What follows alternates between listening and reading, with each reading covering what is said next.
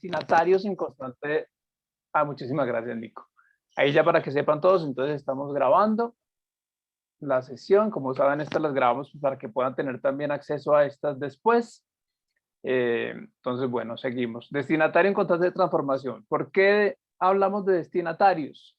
Porque, como saben, hemos sido en diferentes espacios espectadores, hemos sido audiencias en muchos lugares, pero estamos muy interesados en que pensemos a quiénes le estamos hablando, ¿no?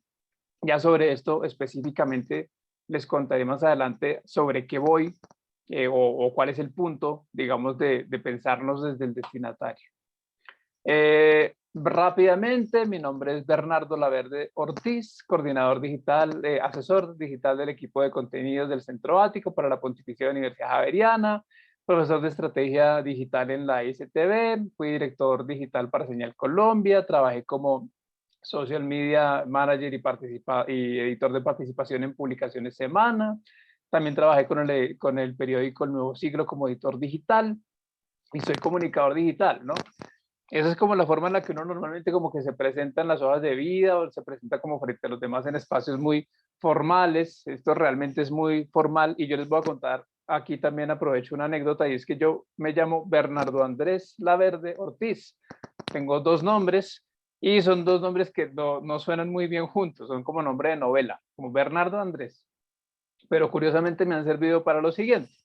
Yo tengo dos nombres que aplican en diferentes espacios. Entonces, mi nombre Bernardo usualmente como que queda mejor en espacios formales, ¿no? La gente me da más bola, me para más bola, como decimos acá en Colombia, cuando saben que van a hablar con Bernardo, ¿no? Se imaginan que de pronto Bernardo es un señor muy serio, un señor que tiene mucha experiencia, que tiene así una barba larguísima, que bueno, mejor dicho, que es, mejor dicho, la voz de la sabiduría.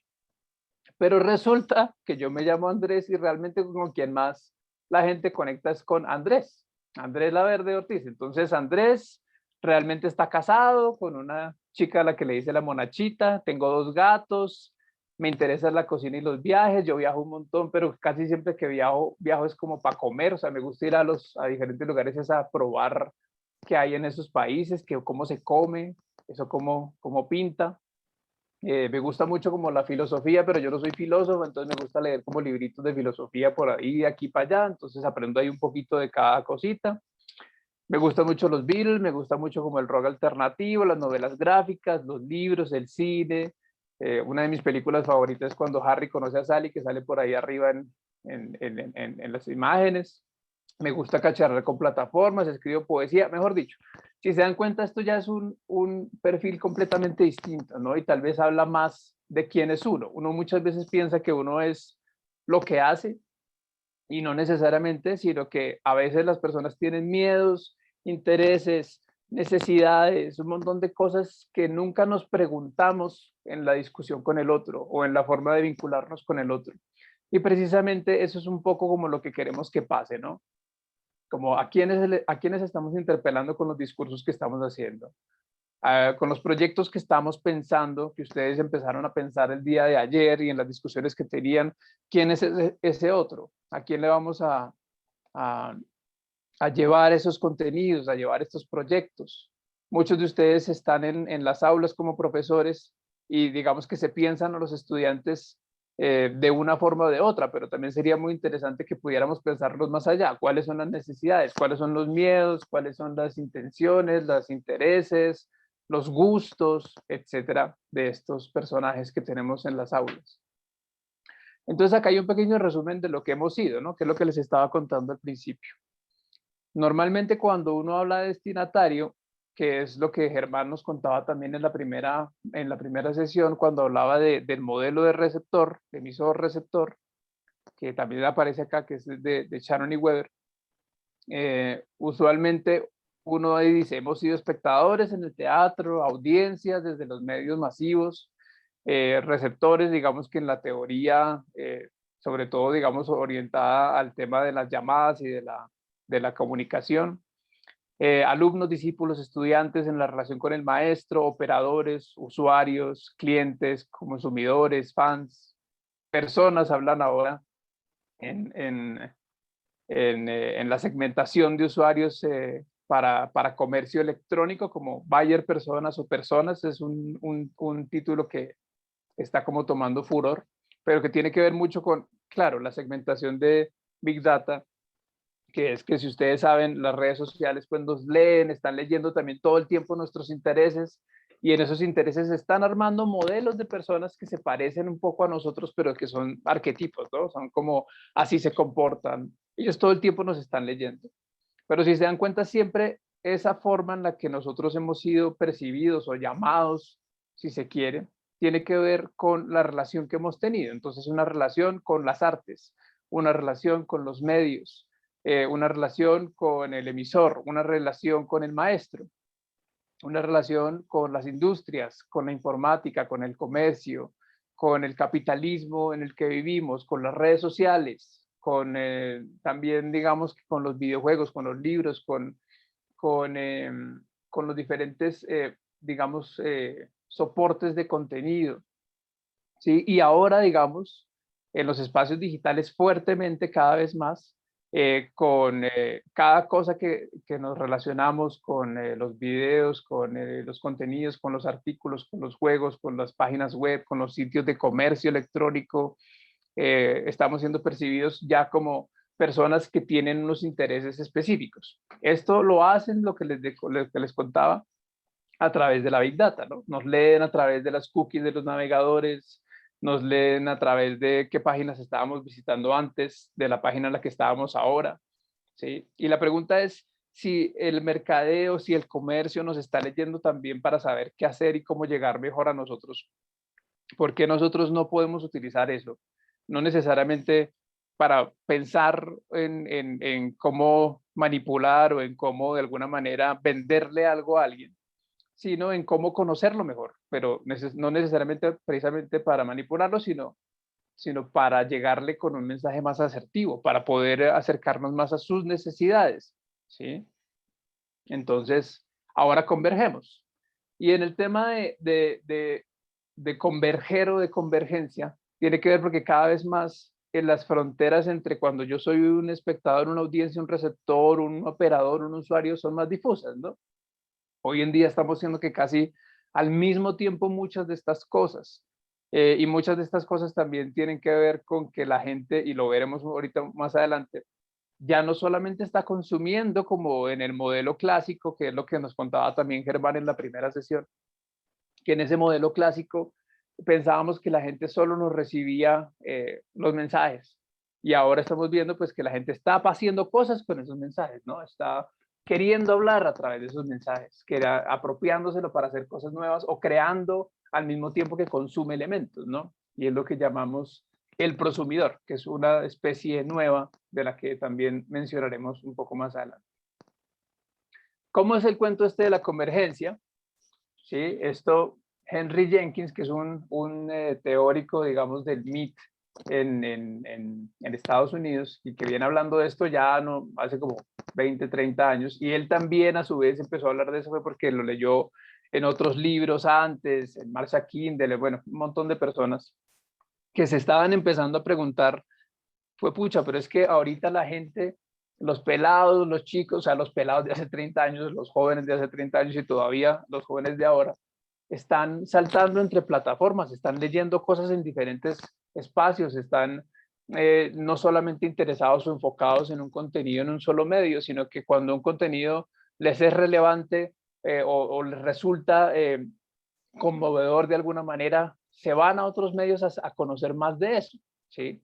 Entonces, todas las cosas, digamos, empiezan a converger en un mismo punto. Los medios empiezan a converger, se empiezan a tapar las fronteras entre la radio y la televisión y la internet y todo empieza a volverse lo mismo. Entonces, los grandes conglomerados que antes hacían televisión y hacían radio, hoy en día también están haciendo, los de televisión haciendo podcast, y los de la prensa están teniendo páginas web y aplicaciones. Entonces, ¿por qué? Porque todo, digamos que se junta, empieza a converger también en las formas en las que producimos, en las formas en las que el contenido atraviesa las plataformas y en la forma en la que nosotros mismos estamos consumiendo. ¿Sí? Entonces, ¿por qué no pensar que nosotros, desde nuestro rol de profesores, pero también en los proyectos en los que estamos inmersos, debamos pensar también en que las formas en las que la gente se acerque a nosotros tenga que ver con esta convergencia. Y está ahí resaltado una de las definiciones de Jenkins, porque él las define desde 3 puntos de vista, que son los que están ahí en la diapositiva. Pero este tercero, que tiene una relación específica con los destinatarios, es precisamente ese entendimiento de que en términos de convergencia, los destinatarios están marchando o migrando entre diferentes medios y dispositivos todo el tiempo, ¿sí? Ya lo vamos a ver también ahorita. Les vamos a compartir un pequeño video que no vamos a ver completo, pero que da una explicación en las mismas palabras de Henry Jenkins sobre el tema de la convergencia. Entonces les voy a compartir acá un segundito, mientras lo encuentro.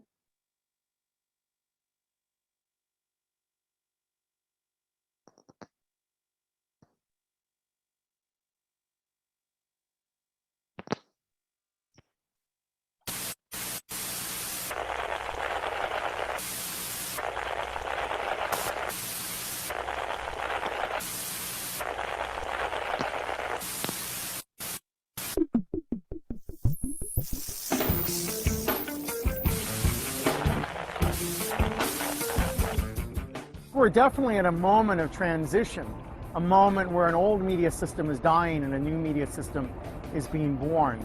An era when spectatorial culture is giving way to participatory culture, where a society based on a small number of companies controlling the storytelling apparatus is giving way to a much more complex mediascape where average citizens have the ability to seize control over the media technology and tell their own stories in powerful new ways.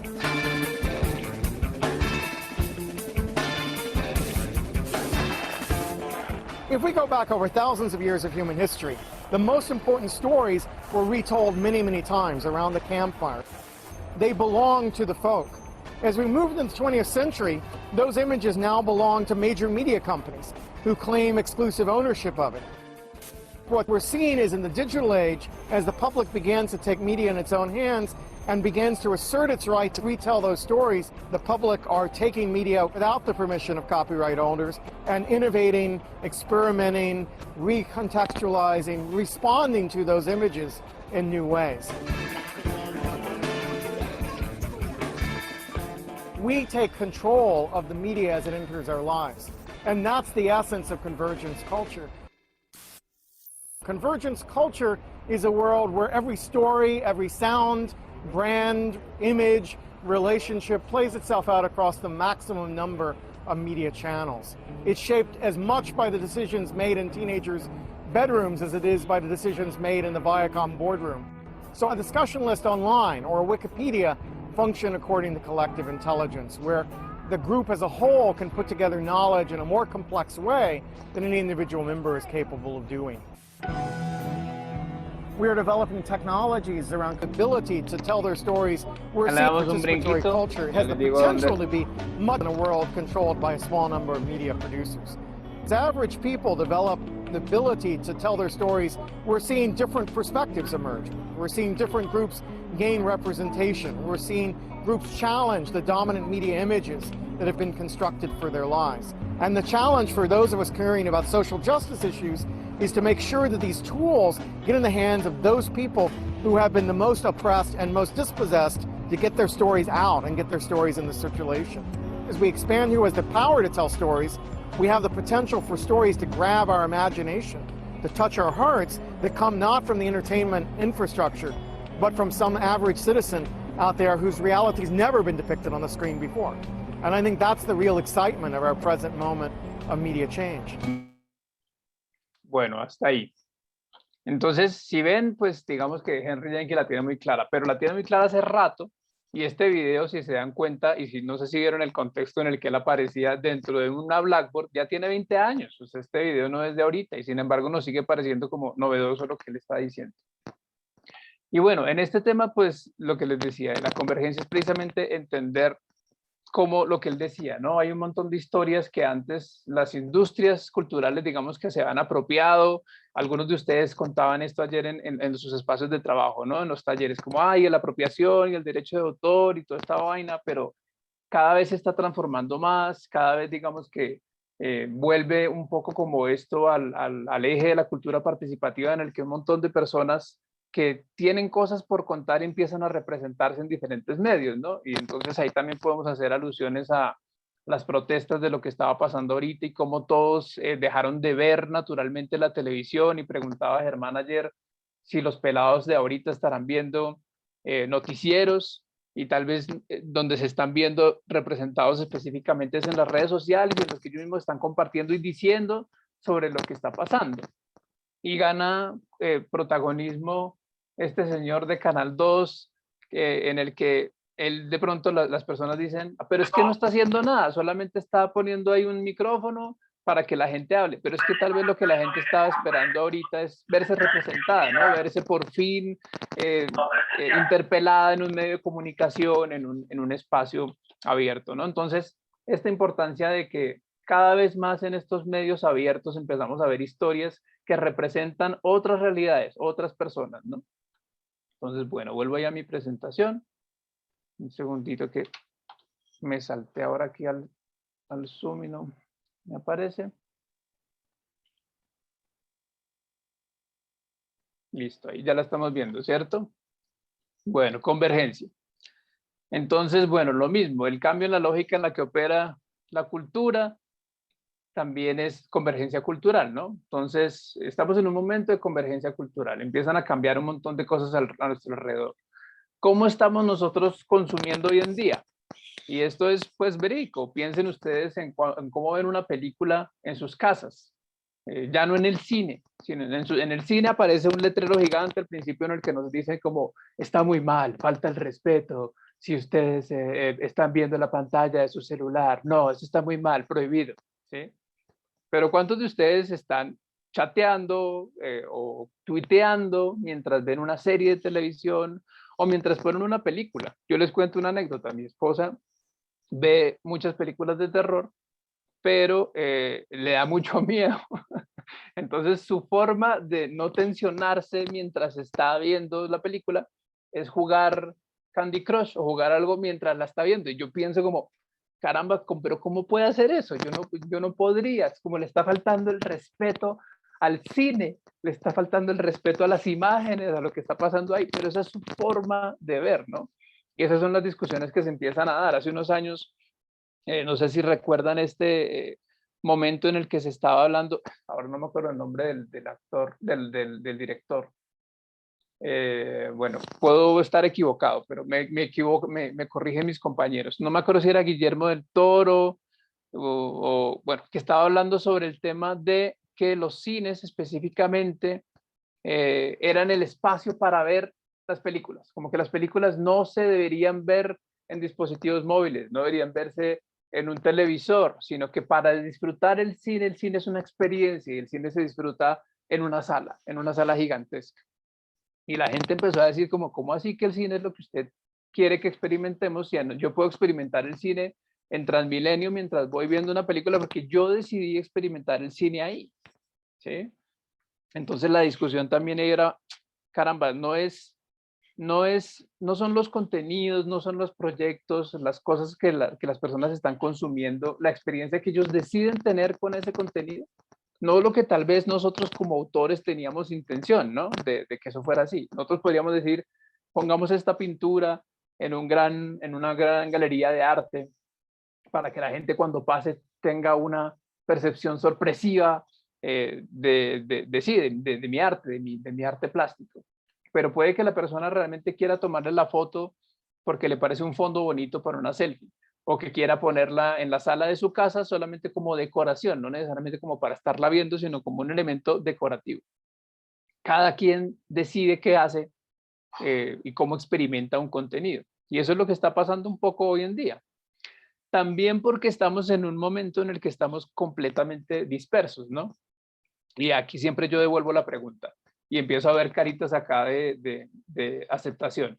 ¿Cuántos de ustedes, háganse la pregunta, mientras están dando clase, incluso en este momento, en sus computadores, cuando están viendo una sesión por Zoom, una videollamada, cuántas pestañas tienen abiertas en sus navegadores al mismo tiempo? ¿Sí?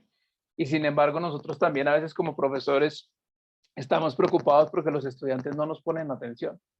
O que decimos como, caramba, pero es que estos chicos no están charlando conmigo, no estamos discutiendo, pero es que ellos también tienen otras cosas abiertas en sus navegadores y nosotros estamos compitiendo en atención con el celular y con el televisor y con lo que pasa al mismo tiempo en Facebook. Por ejemplo, si ustedes, no sé si estuvieron en la charla que dio Carolina Botero, Germán, el profe Germán Mejía, ¿qué? El martes. Y ellos estaban pues en una charla en Facebook, en vivo en Facebook, y teníamos como interacción del público. Piensen las personas que están ahí. Están viendo una charla por Facebook, pero al mismo tiempo al lado le están saliendo las fotos de sus amigos, las fotos de sus novias, novios. Entonces ya empieza como a haber una especie como de ansiedad, ¿no? ¿A qué le pongo atención? ¿A qué le reparto la atención que yo tengo? Y que empieza a ser como un recurso muy limitado, ¿no? La atención como recurso limitado es algo que ya nos habían dicho antes, también en términos de economía. Herbert Simon, que fue Nobel de Economía, nos hablaba precisamente de la economía de la atención. Es como, carambas, en un momento en el que tenemos saturación de información, como en este momento, que hay tantas fuentes de información, es muy importante que empecemos a pensar en que la atención empieza a ser un bien que se nos acaba, un recurso, digamos, limitado.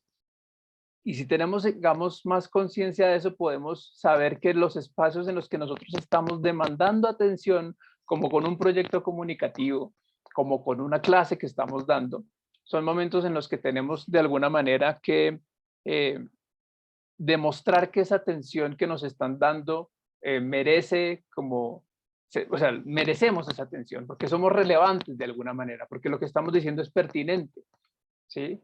Y sobre este tema de la relevancia y la pertinencia vamos a hablar un poco más adelante, pero sí quiero como que pensemos un poco en eso, como lo que estoy diciendo, si es algo que tal vez le resulta relevante a la persona que me está escuchando y cómo yo construyo esto de la relevancia en el otro, ¿no? Es como, realmente cómo logro que eso pase. Cada vez tenemos menos tiempo, cada vez nuestro manejo del tiempo es más, es como una habilidad blanda, ¿no? El otro día estábamos hablando en uno de los grupos como de las habilidades blandas ayer.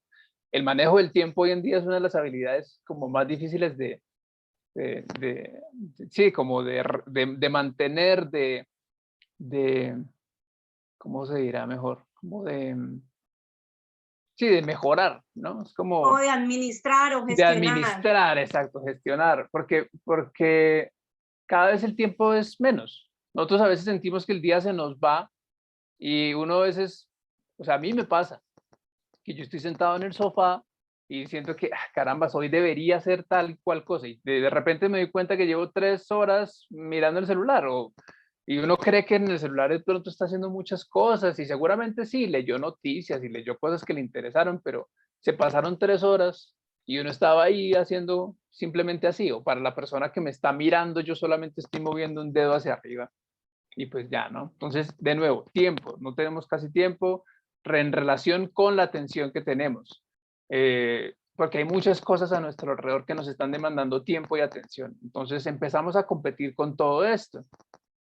Frente a eso y que empezamos a competir con todo eso, hay que empezar a pensar también en que si estamos en un momento en el que los destinatarios están dispersos, están en diferentes plataformas, están nadando, migrando entre diferentes contenidos, pero también saltando del libro a la consola de videojuegos, de la película que se van a ver esta noche, a la maestría que están estudiando o a la especialización que están haciendo o al doctorado que está haciendo Whitman, que tiene como pocos tiempos para moverse entre lo académico, la vida personal, etcétera.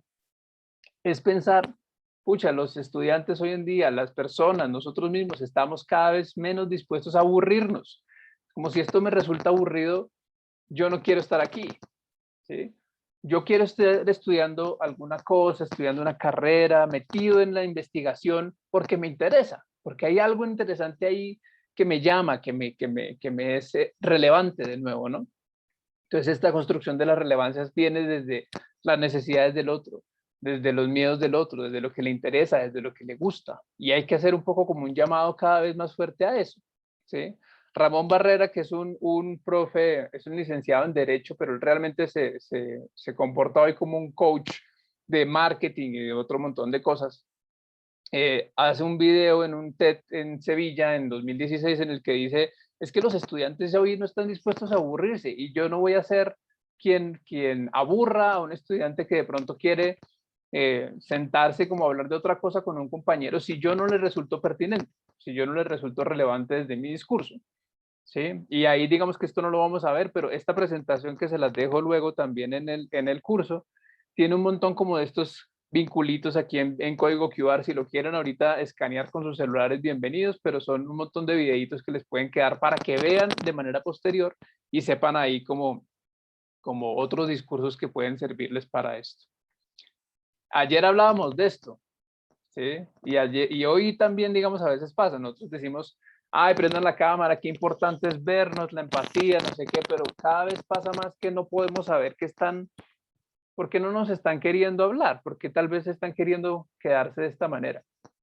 Otra anécdota, yo este año hice un curso, pues estoy dando un curso realmente como profesor de comunicación para la salud. Obviamente yo soy comunicador, estoy en la facultad en el departamento de nutrición, dándole un curso de comunicación para la salud a nutricionistas. O sea, es completamente un encuentro de disciplinas. Entonces yo no tengo ni idea de nutrición, ellos no tienen ni idea de comunicación, pero ese intercambio empieza a ser interesante. Las primeras clases eran todas así, eran todas como cámara apagada, no sé qué, entonces y nosotros les decíamos como venga, pero ¿qué pasa? No tengan miedo, no los vamos a calificar, no importa si están en la cama, prendan la cámara, lo importante es como que charlemos, que podamos charlar y que nos podamos ver. Y nos empezamos a dar cuenta fue que ellas, porque en la mayoría no, todas eran chicas en ese curso, por eso me refiero de una de ellas, al principio no se sentían seguras porque sentían que todo el tiempo iban a estar en evaluación. Y eso también tiene que ver con lo que hablaba de Germán ayer, ¿no? Como con este discurso de lo trágico, ¿no? Siempre todo el mundo piensa que lo estamos evaluando, entonces tiene que estar bien bañadito, bien vestido, en una buena posición para escucharme, porque es que estamos en una clase, ¿cómo así usted venga aquí? Póngase serio, ¿cómo así que usted no está poniendo atención? Y cuando se dieron cuenta que realmente la conversación era como amena, que nosotros queríamos que ellos también construyeran con nosotros, empezaron a prender las cámaras sin que dijéramos nada. Y luego al final empezaron a decirnos cosas en el chat como, ay, qué chévere estos espacios en los que podemos también crear con ustedes, es que a veces sentimos que siempre nos están evaluando. Y era eso. Luego nos dimos cuenta como que el miedo real es que siempre se sienten evaluadas desde un ojo, digámoslo, no de profesor, porque el profesor no es una persona que constantemente necesita estar evaluando, pero sí de un ojo de juez, tal vez, ¿no? Entonces, como nos están enjuiciando acá. Esto es un ejercicio que yo hice porque ahorita estoy estudiando una maestría y en esta maestría en algún momento hablé con unos profesores sobre cuáles son las preguntas que la educación debería estarse haciendo en este momento. Y lo traigo es porque muchos profes estaban preocupados por conectar con el otro. ¿Sí? Es como, vean que esto de pensar en el destinatario, de pensar en las audiencias, no es algo en los que es una carreta mía o que sea una carreta exclusiva de este laboratorio, sino que empieza a ser una preocupación ya de los profesores como ustedes y de las personas que quieren ser relevantes o que quieren permitir que sus discursos lleguen a unas personas. ¿Sí? Es como, ¿cómo hago para que mis estudiantes estén atentos? ¿Cómo hago para que haya más interacción entre nosotros, ¿no? Que se integren más en lo que estamos diciendo? ¿Cómo hago para que adaptarme más yo a los contextos de los estudiantes o que la educación también se adapte a mis contextos y no necesariamente a lo institucional? ¿Cómo hago para entender que cada estudiante mío es un pequeño mundo y tiene realidades muy complejas y que a veces no voy a poder ser completamente relevante o pertinente para cada uno, sino para algunas de las ideas que comparten en grupo? Pero cada vez estamos hablando más de espacios personalizados, las mismas interfaces, acá los profes de diseño y de comunicación que seguramente están acá en esta charla y que saben de esto, las interfaces de los sitios web, de las aplicaciones, de los juegos, cada vez se personalizan más según lo que yo estoy haciendo, ¿no? también por los algoritmos y por la Big Data y por todo esto que podemos ver en documentales como estos que están en el Netflix que hablan sobre lo que nos están leyendo y sobre lo que nos están diciendo, pero sí hay una preocupación como por resultar que las interfaces, los contenidos, las cosas, los medios, las plataformas nos resulten cercanas o pertinentes. A veces solamente, de nuevo, y lo digo porque esto es así y hay que decirlo, para vendernos cosas o para que nos aparezca más publicidad o para que esas personas puedan ganar más plata con algo que aparentemente nosotros estamos haciendo de gratis. Pero de nuevo, nosotros podemos aprovechar eso, apropiarnos de eso, conocer y digamos que tener más esa intención de conocer al otro, precisamente para poder construir.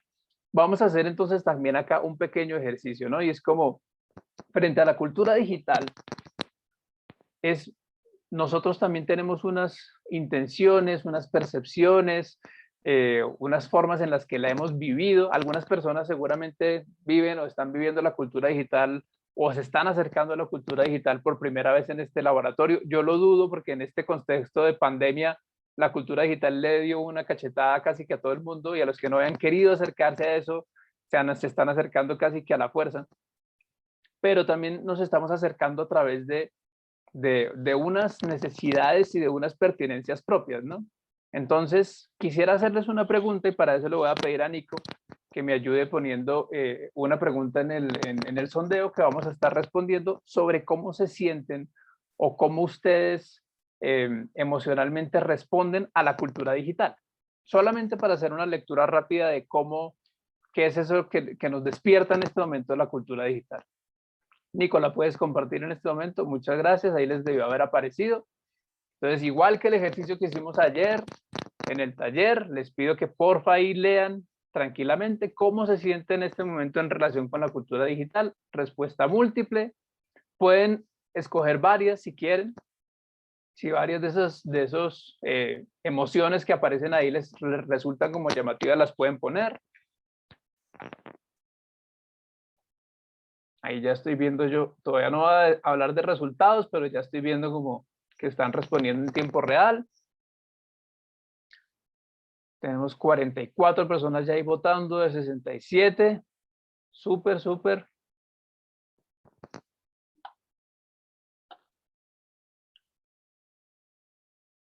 Bueno, empiezan también a comportarse de una manera en la que yo esperaba un poco que se comportaran, pero ya les voy a contar por qué. 58, nos faltan 10 personas ahí que están. Vamos, los 10 que nos faltan.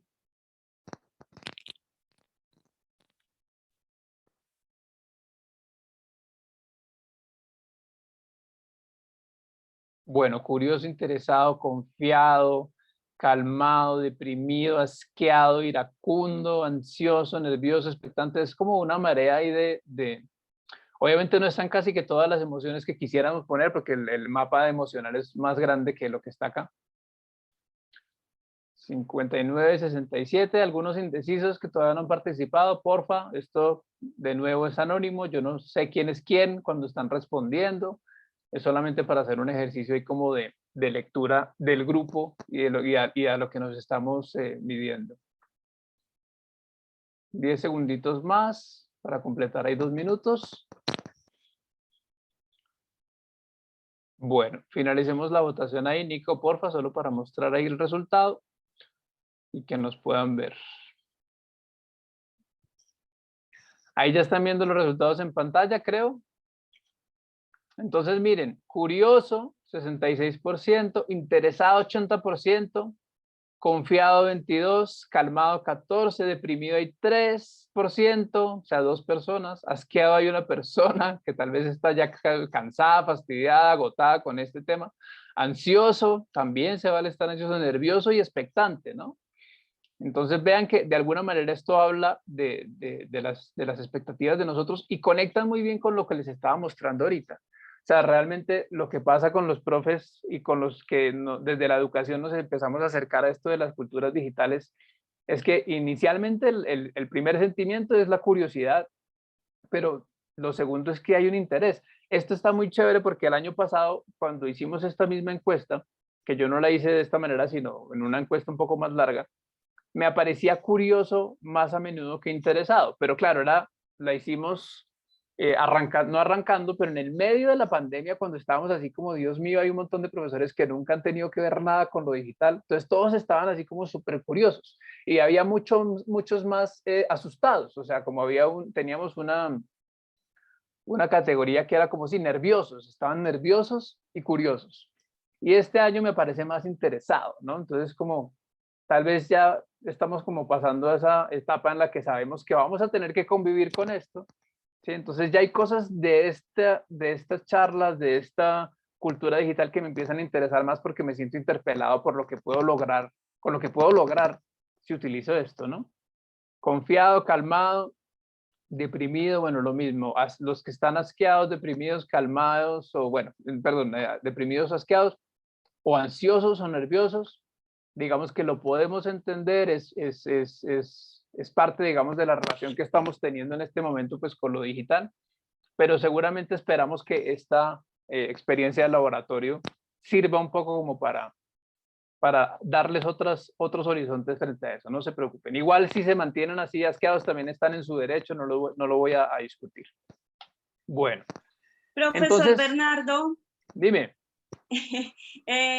Vamos a leer un poquito unas interacciones con el chat, ¿te parece? Ah, claro que sí. Sobre todo a ti te voy a leer algo. Pues estas conversaciones iban pasando mientras ibas hablando. Cuando estabas hablando como de tener, por ejemplo, varias ventanas abiertas, dice, sí, por ejemplo, los mensajes de WhatsApp en el PC que también nos acaparan la atención. Estamos en el tiempo del 1X, 1.5X, 2X, ¿no? De lo que está pasando con el WhatsApp, ahora que entramos a esa nueva realidad. Astrid también aporta otras preguntas en este momento cuando tú hablas de las preguntas de los profesores, cómo ganarse la atención del otro, cómo seducirlo en medio de tanta información. El gran reto de todos es lograr la máxima motivación. Ahí el profesor Whitman dice, ahora caí en la trampa y abrí el query, hablando de la multiatención también. Ajá, sí, así es. Y el silencio de los estudiantes es mortal, que los contenidos y las experiencias lleguen al público y realmente sean importantes para todos. ¡Wow! Y antes siempre pedíamos silencio, cuando estábamos hablando de las pantallas con las cámaras apagadas, ¿no? Pero los mismos estudiantes reconocen lo bacano que es vernos, aunque sea incómodo. El vernos da al menos la sensación de algo menos formal, algo más ameno y permite captar la atención. Lo complejo es que se ha conocido casos de ciberbullying donde les crean memes, montajes y se atacan por cuestiones personales, dice uno de los profes. Julián de Subiría se pregunta, si todo cambia, ¿por qué la escuela no cambia? ¿Se podría saber qué herramienta es la que utilizan para hacer estos sondeos?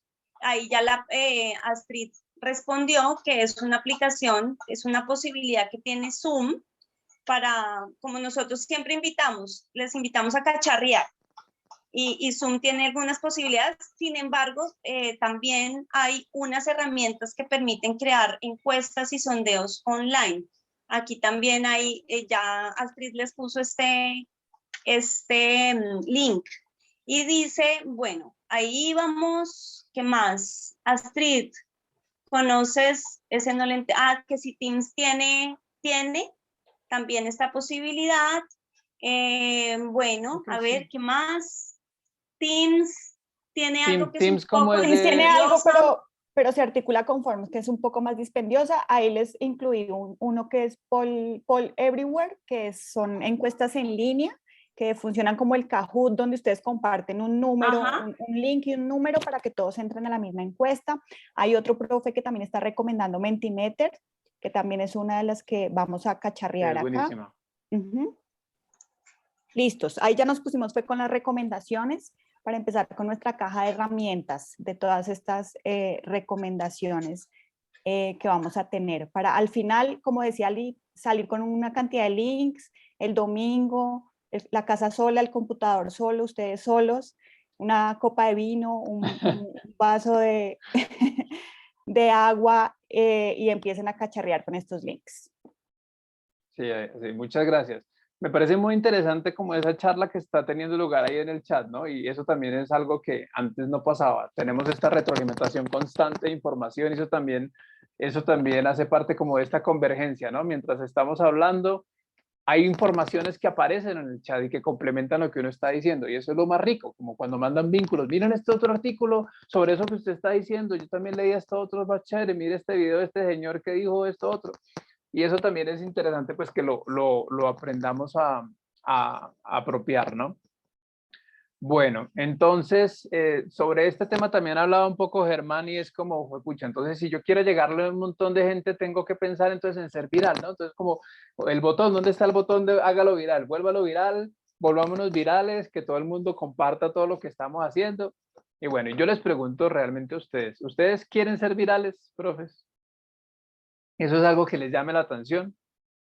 ¿Ustedes creen que de pronto es interesante ser virales y que un montón de gente nos comparta? ¿Qué creen de eso? Yo ahí veo cara a la profe Mónica, está diciendo, no, la profe Tatiana no está convencida, algunos se ríen. Aquí bueno. Por el chat también está el profe, el profe Andrés Escobar con un enfático no en capital, en mayúsculas. El profesor William Andrés Alzate tampoco dice no. El profesor Andrés complementa, no quiero ser viral, aunque se hace por accidente. No, gracias, adiós, privacidad. Definitivamente no. Ya tenemos muchos. Depende de qué manera, dicen. Yo quiero contarles Depende cómo. Llamo a ver el cómo, porque yo quiero contarles que estoy completamente de acuerdo con ustedes. O sea, lo viral porque sí, eso no es interesante. O sea, realmente lo viral, y lo vamos a ver aquí en un contexto que nos dice Neil Stephenson. Neil Stephenson es un escritor de ciencia ficción. Y él empezó a hablar de lo viral solamente por accidente también, como las mismas cosas que se vuelven virales. Él un día dijo esto en una charla y esto empezó como la gente como a apropiarlo, ¿no? Es que lo viral es lo que se pega fácil. O sea, todos somos susceptibles a lo viral.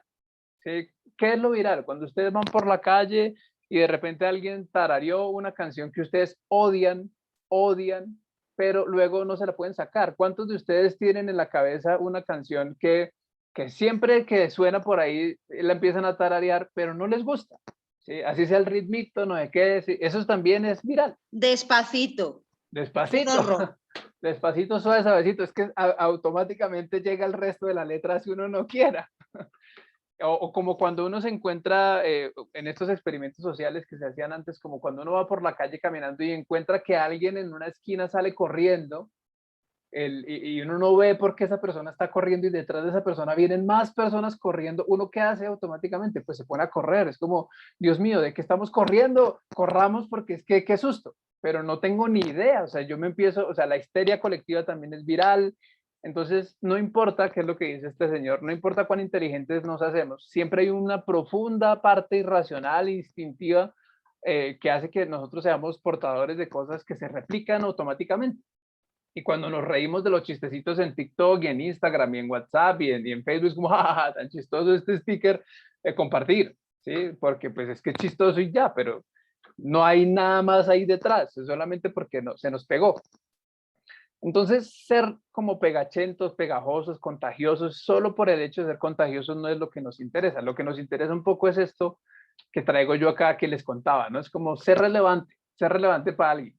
Y ser relevante, al final de cuentas, también logra un poco como lo mismo, ¿no? Si yo resulto ser relevante para alguien o pertinente en el discurso, esa persona va a querer guardarme, compartirme, instalarme en un espacio destacado dentro de su timeline de Facebook o de Instagram. Y, por ejemplo, piensen ustedes las cosas que comparten también en redes sociales cuando sienten que están diciendo algo, ¿no? Que tienen una posición frente a algo, sea una posición académica o política o social. Siempre que ustedes están compartiendo ese tipo de cosas, son las cosas que ustedes consideran útiles, relevantes para alguien más, ¿sí? ¿Sí? No solamente como el meme, sino que de pronto alguien puede aprender de eso, o de pronto alguien puede sentirse interpelado emocionalmente por eso. Entonces yo quiero pues que hablemos entonces de esto de lo relevante y del prosumo, etc. Entonces ya les había contado al principio de el prosumidor. El prosumidor es este nuevo animal, esta nueva especie que es de alguna manera, nace un poco como en la cultura digital, no es una palabra que esté todavía usada en todos los espacios, de hecho es un poco incómoda, ¿cómo así que prosumidor? ¿Eso qué es? Eso es un neologismo, esa palabra no existe, eso no está en la RAE, ¿sí? Pero es que empieza como a juntar, o sea, es producto también de esta convergencia en la que le estamos hablando, en la que todo se empieza a mezclar. Las personas que producen se empiezan a mezclar con las personas que consumen. Entonces ya no hay solamente un consumo desde el punto de vista comercial y desde el punto de vista también de audiencia, de que me trago las cosas enteros, sino que yo también a veces las agarro y con eso produzco. Ayer los profes que hablaban de derecho de autor, yo les decía también, profes, sí, el derecho de autor es muy importante, darles la atribución a los autores es muy importante, sobre todo en espacios digitales, pero hay también que entender que cada vez los chicos, los jóvenes se sienten más interpelados por los contenidos y cuando los agarran y se los apropian y hacen cosas con eso, también están demostrando que les es relevante, que les llamó la atención de alguna manera. Entonces es como, sí, enseñémosles a decir, a hacer como la cita respectiva a los autores cuando utilicen esos contenidos, pero no les coartemos la posibilidad de que lo hagan. Porque ese tema de la remezcla, ya lo veremos más adelante, en este laboratorio ustedes se van a encontrar con un montón de cosas que también ya han escuchado antes o que escuchen tal vez por primera vez, pero que tiene que ver con que todos estamos siendo prosumidores todo el tiempo. Es como cuántos de ustedes se han atrevido de pronto a hacer un meme o a hacer un sticker. De pronto no todos, pero de pronto sí han tenido la curiosidad. Caramba, ¿yo cómo hago un sticker? Yo quiero hacer un sticker de la foto de mi tío o de mi amigo o de alguien que yo veo que en la familia es muy chistoso. Esta persona debería tener un sticker. ¿Sí? O a veces uno llama al amigo y le dice, oiga, usted que sabe hacer stickers, hágame un sticker de eso porque está buenísimo para el WhatsApp. ¿Sí? Cada vez tenemos más intenciones de ser nosotros productores de cosas. Y aquí una idea, y es que si hay relevancia, entonces la gente se lo apropia y va a haber más creaciones propias. Nosotros que somos profesores, y me incluyo ahí, pensamos mucho a veces desde lo textual, ¿no? La apropiación es que me citen en un texto con normas APA y que me pongan, digamos, dentro de la tesis de doctorado. Eso también es apropiación, claro que sí. Pero hoy en día que estamos hablando de creación de contenidos en audiovisual, de memes, de stickers, de infografías, de cosas hechas como para las redes sociales, ¿cómo es la apropiación? La apropiación es un poco jugar con los elementos que existen, ¿sí? Yo les voy a mostrar otro pequeño video, pero digamos que no lo dejo completo, se los voy a dejar también en los de recomendados. Y es un caso, también seguro algunos de ustedes lo conocen, de una chica que hace videos en YouTube y que de repente empezó a tener como una avalancha de personas que le empezaban a preguntar, ya van a ver a qué voy, pero yo quiero estudiar eso que tú estudiaste, yo quiero estudiar eso que tú estudiaste, es muy interesante. ¿Qué estudiaste? ¿Estudiaste arquitectura? ¿Y por qué estudiaste arquitectura? Yo quiero saber eso, ¿por qué lo hiciste? ¿Sí? Pero es que resulta que sus discursos son tan cercanos a las personas que los chicos empezaron a interesarse por esa carrera y ya van a ver por qué. Espérense que ahora justo es en un encuentro, carambas, que lo hice. Bueno, mientras... acá está, ya lo encontré.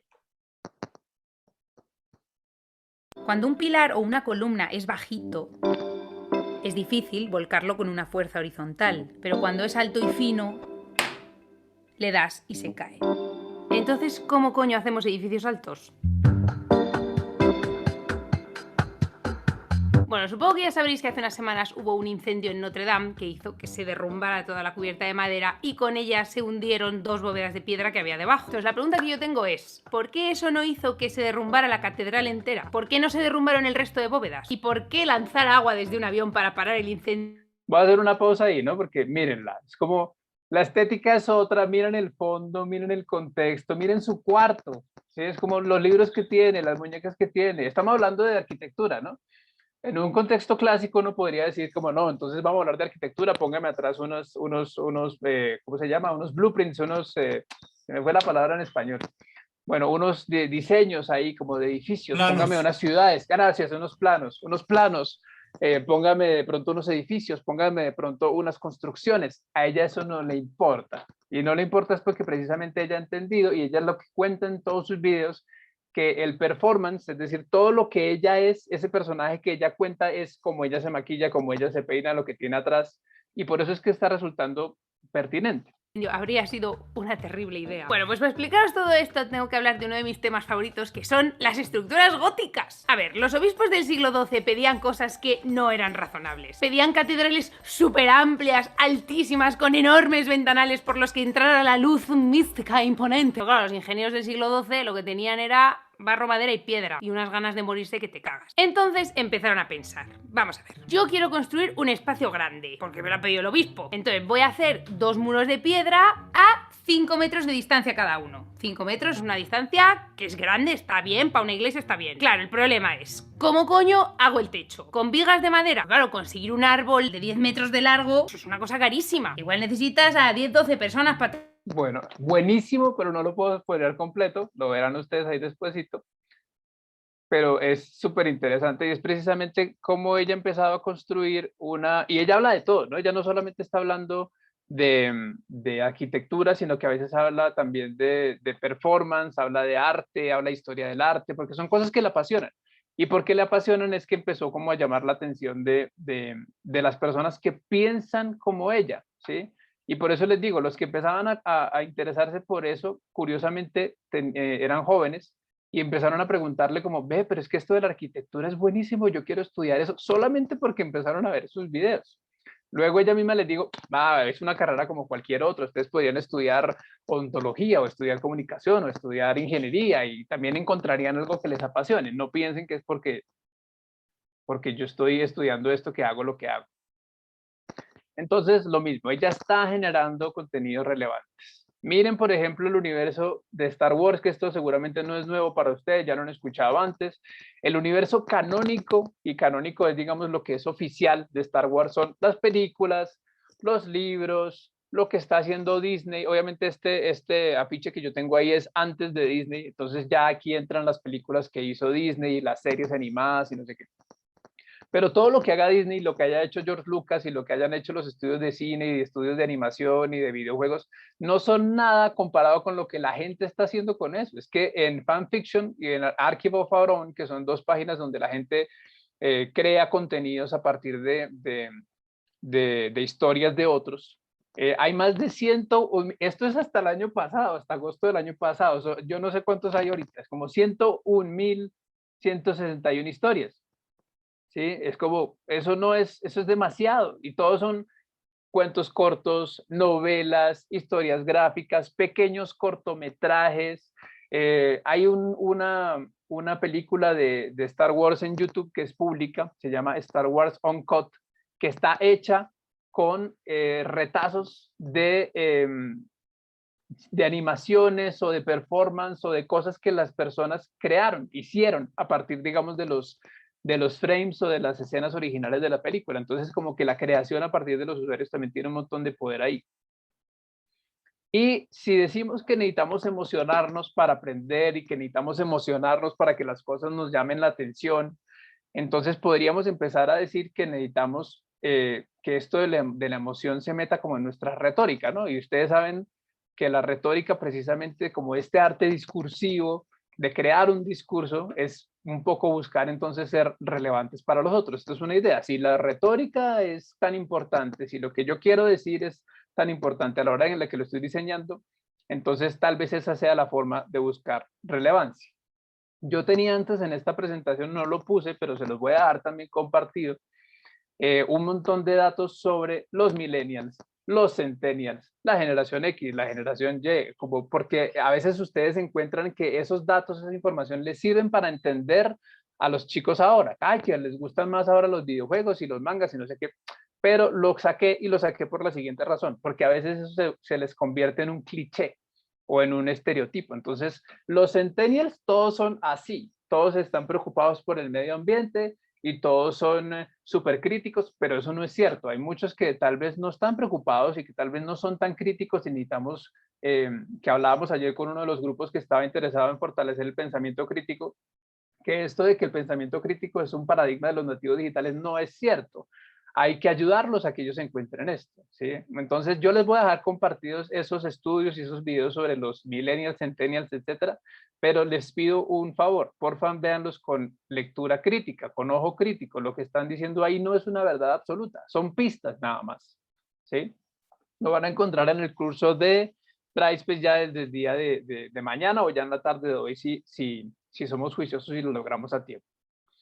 Lo que quiero que hagamos a continuación es que hablemos otra vez de este man, que este man ya nos tiene aquí secos, ya lo vimos en la sesión de ayer, es uno de nuestros autores favoritos en el Laboratorio de Cultura Digital, que es este señor Aristóteles, y es que resulta que Aristóteles ya nos había dado las claves para esto, y es como fue pucha, pero yo cómo construyo retórica, cómo resulto importante o asertivo para otra persona, ¿sí? Ah, bueno, yo tengo que conectar con sus emociones, tengo que conectar con lo que esa persona siente, que lo identifica como individuo, y tengo que conectar con las cosas que le dan sentido o que le importan, ¿sí? Lo que le resulta útil, ¿sí? Entonces acá hay 3 elementos clave que yo los invito a que se los apropien muy bien. Es como si queremos construir discursos relevantes o resultarles relevantes a otras personas, lo primero que necesitamos es infundir confianza.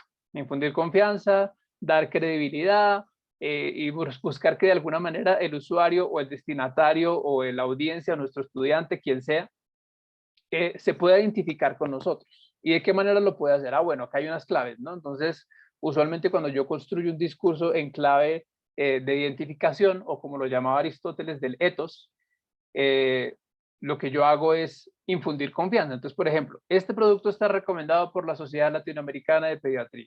¿Sí? Cuando yo veo eso en la crema dental, o lo veo en alguna, pues, de pediatría, ¿no? En alguna medicina para niños, yo digo, ah, bueno, esto lo aprobó alguien que tiene sentido, que tiene, es una autoridad, es una institución que tiene una confianza, entonces yo automáticamente digo, lo voy a usar, ¿cierto?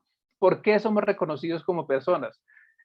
¿Cuáles son las cosas que nos hacen confiables? Ahí me faltó un signo de interrogación, perdonen. La otra clave es emocionarse o emocionar al otro. Entonces, conectar con las emociones del otro.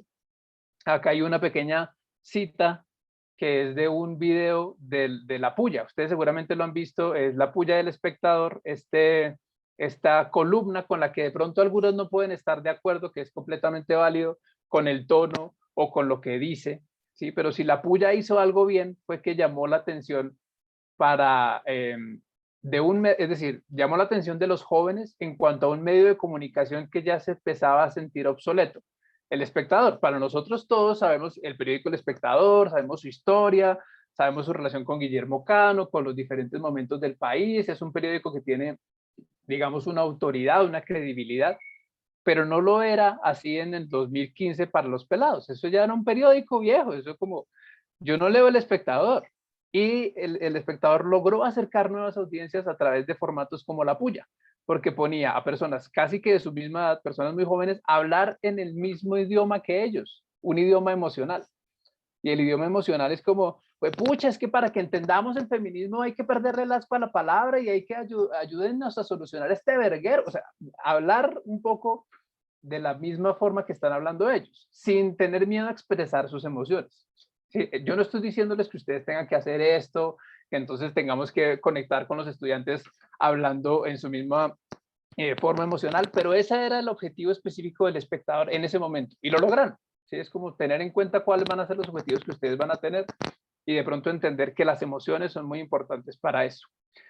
Lo decía ayer un poco Germán, esto conecta mucho con lo que les decía Germán en la primera charla, es como cómo quiero que se sienta el otro cuando vea lo que, o escuche o lea lo que yo estoy compartiéndole, ¿no? Es como en clave de tragedia, en clave de comedia, que se siente interpelado de qué manera. Y la última es descubrir, aprender, que es el logos, lo que Aristóteles llamaba el logos, que es que esa cosa que yo estoy diciendo resulte razonable, resulte útil, si se quiere, para la otra persona. Entonces acá hay otra pista. Cuando ustedes leen o ven contenidos que les dicen que utilizan cifras, ¿sí? Desde que cambiamos el esquema de ventas en línea para incluir empaques personalizados, las compras de nuestro sitio aumentaron un 25%. ¿sí? Y ustedes automáticamente dicen 25%, qué bien, eso es harto, chévere, pero no sabemos si eso es harto o eso es poco o realmente porque pues, no conocemos las ventas de esa empresa. Pero incluir números automáticamente llama a la persona como a pensar, ok, esa es una cifra, tal vez es importante por X o por Y razón. ¿Sí? Lo que decimos o lo que le decimos al otro suena razonable, ¿sí? Suena como algo que tiene sentido, está aprendiendo algo nuevo, descubriendo algo nuevo. Este tiene mucho que ver con lo educativo, ¿no? Con la educación y con nuestro papel como profesores. Estamos diciendo cosas que les abren la mente nueva a esto, a las personas. Bueno, vamos a hacer un ejercicio aquí también pequeño, en el que les voy a mostrar unos videillos, y ya con esto casi que cerramos para que nos vayamos a charlar, en el que vamos a hacer un ejercicio y ustedes por el chat, o si quieren prender también los micrófonos, lo pueden hacer. Vamos a intentar identificar cuál es la forma retórica más fuerte, ¿no? Entonces recuerden, ¿no? Retórica, etos, patos, logos, lo que les decía ahorita nuevamente. Etos tiene que ver con identificarse con el otro o ver una identificación. Patos tiene que ver con las emociones, ¿sí? Y logos tiene que ver con resultar razonable, interesante, útil, ¿sí? Entonces les voy a compartir un video y ustedes me dicen cuál es la forma retórica más fuerte en ese video. Ahí ya les aparece. Este es un poco pequeñito, pero es que muchos de estos ejemplos que traemos vienen de la publicidad, ¿sí? Y es porque la publicidad y el mercadeo, ahí digamos que un aplauso para los publicistas, son los primeros que entendieron a Aristóteles muy bien. Es como, son los usuarios número uno de la retórica. Y nosotros por eso es que tenemos esta asociación de que lo que suena a mercadeo es como, uy, hay que tenerle como asco, no sé qué, pero realmente ellos han aprendido tal vez para una necesidad diferente a la nuestra, pero han entendido que hay que interpelar al otro, hay que ver las necesidades del otro y saber cómo llegarle al otro. ¿Cuál creen ustedes que es la forma más fuerte ahí? Dice César Acero Patos, vamos a ver en el chat, si me ayudan por ahí a leer. Ya, ok, etos, patos. Bueno, yo les voy a dar la pista. Bueno, ¿por qué dicen ustedes que etos? ¿Alguien quiere prender el micrófono y decirnos por qué etos? Yo creo que, no sé, es que al principio parecía muy emoción, pero si lo ves hasta el final, lo que está buscando es que te identifiques con lo que está diciendo, lo que está cantando. Entonces, Ay, perdí a la profe, ¿o soy yo? Sí, se le fue el audio. Profe, se le fue el audio. a la profe. Profe Tatiana, ahí otra vez. Ay, no, no la estamos escuchando, de pronto le falló el micrófono. Se le desconectó de pronto. Bueno, pero ella le ha puesto leto, según lo que estaba diciendo, ¿no? Y es porque el tema de la canción. ¿Alguien quiere decir algo extra? ¿Una persona más? Profesor Héctor. Mire, una de las cosas, buenos días para todos, una de las cosas que a veces, pues, yo soy de comunicador, veo televisión, pero veo Netflix, veo Amazon, veo YouTube, pero cuando estoy sentado en el computador, en el televisor por las mañanas, el programa que más le pongo atención son las televentas, porque combina todo esto que estamos hablando y eso es espectacular porque traen al cocinero, al aseador, al médico y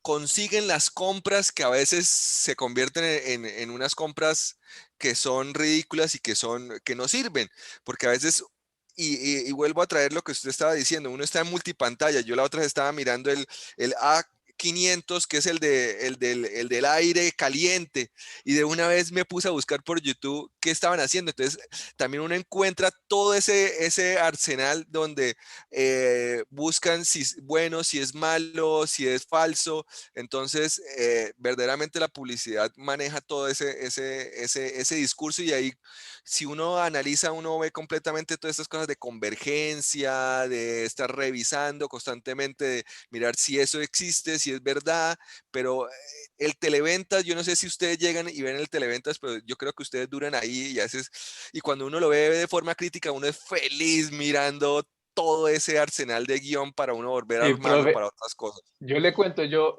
soy lo que llaman un cord cutter. Un cord cutter es como el que cortó el cable, es decir, ya no tengo cable, ya no tengo televisión en mi casa. Yo solamente tengo como Netflix o YouTube, o sea, lo que tengo por internet. Ya no tengo televisión, ya no veo televisión y cada vez eso pasa más. Pero con eso que usted acaba de decir, acabo de caer en cuenta que extraño, y esto es muy chistoso, extraño las televentas, porque es que son un espacio chistoso, gracioso, curioso y hasta entretenido de la televisión de las mañanas. O sea, yo me acuerdo que yo prendía y hay canales que duran todo el mediodía, hasta el mediodía con televentas. Y de nuevo, es como el recurso, digamos, de la retórica lo tienen ellos clarísimo, lo que usted está diciendo, traen a la gente como más cercana, más parecida a las personas a las que interpelan, se asombran y todo el tiempo están mostrando sus emociones. Mira esto como pica de bien la fruta, es que es fantástico, ¿no? Entonces uno quiere comprárselo ya, es como porque realmente uno está sintiendo las emociones de la persona que lo está viviendo allá. Y las televentas son un ejercicio que si uno pudiera sentarse a analizarlo casi desde lo académico, desde el punto de vista retórico, son perfectas. Pero bueno, muchísimas gracias por ese ejemplo. Y otra cosa.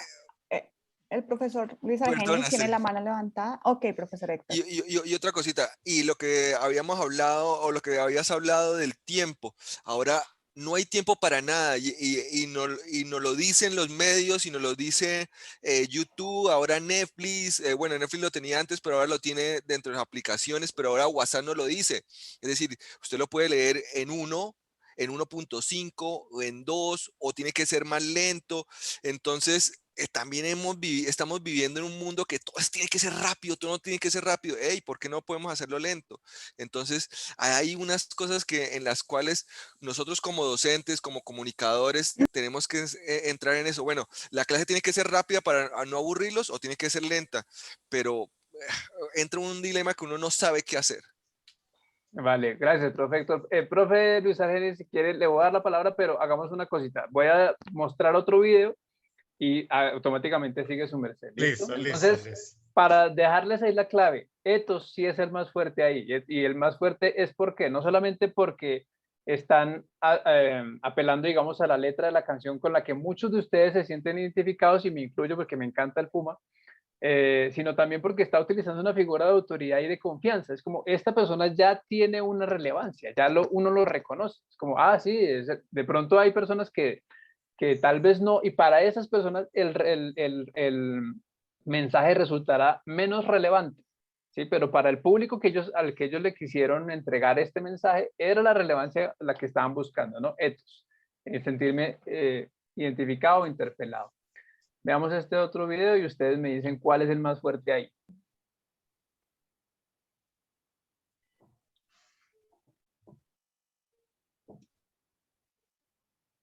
Tomas un jugo embotellado por la mañana, un té helado a mediodía, una gaseosa con la comida y un par más en la noche. Parece algo inofensivo, pero todas estas bebidas azucaradas en un solo día suman mucha azúcar adicional que puede provocarte graves problemas de salud, incluyendo la obesidad que causa diabetes, enfermedades del corazón y algunos tipos de cáncer. No te hagas daño tomando bebidas azucaradas. Mejor toma agua, leche o aromática sin azúcar. Cuida tu vida, tómala en serio. Este comercial es ya de leyenda porque es uno de los comerciales que censuraron acá en Colombia. Pero bueno, ustedes cuéntenme. Logos. Efectivamente, ahí les doy el aplauso porque sí es logos, y ahí vieron la pista que yo les di, ¿no? Es como automáticamente lo llaman uno con cifras. Es como, miren los números, miren cuántas cucharadas de azúcar tiene esto. Y uno entonces empieza a hacer cuentas mentales. Juepucha, eso es mucho azúcar. ¿Sí? Profe Argenis, ahora sí le doy la palabra. Argenis, perdón. Bueno, yo mirando los videos veo que pues los publicistas o las personas que quieran impactar pues tienen que tener cierto cuidado. Por ejemplo, viendo las dos publicidades que nos muestra ahorita, para mí en primer lugar serían cosas que yo solo vería una vez, no quisiera volverlas a ver, ¿sí? Entonces de pronto llama la atención, pero son dos propagandas que no quisiera volver a ver. De pronto es posible, por ejemplo, en la segunda, que el impacto sea más de lo negativo que lo que está vendiendo de lo positivo.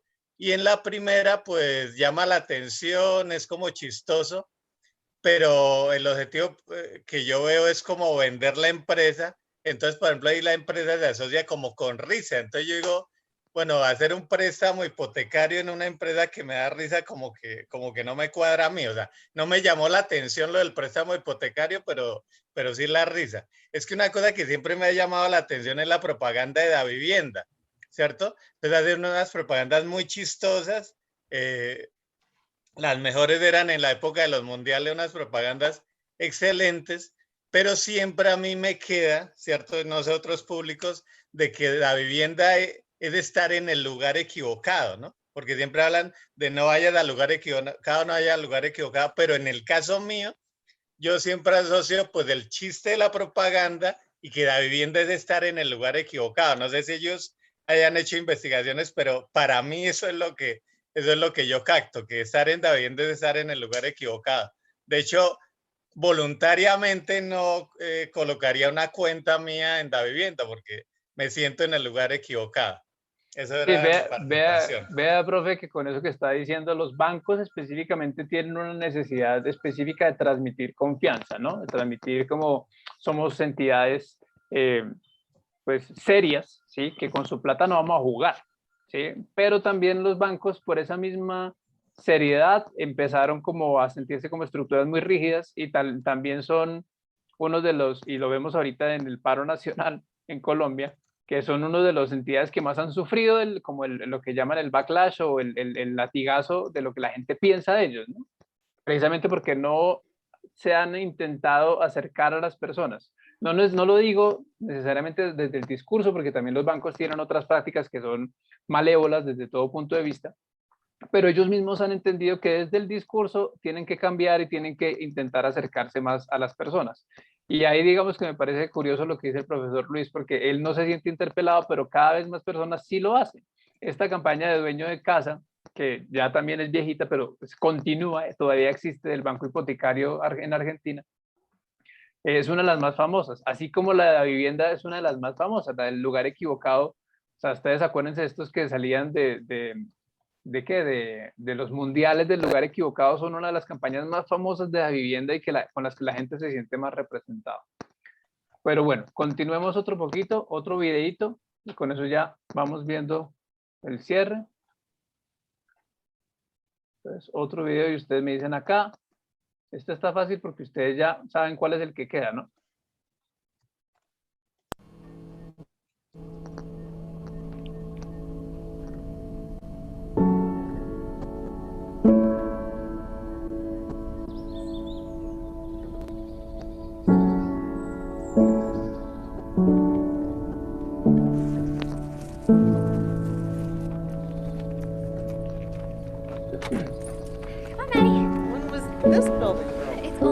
Big windows and lots of light.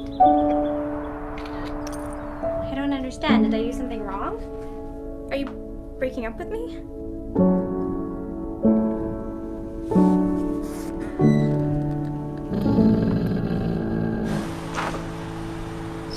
Slow and steady.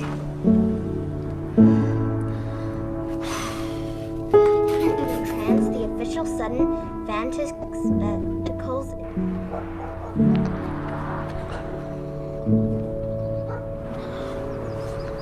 Maddie.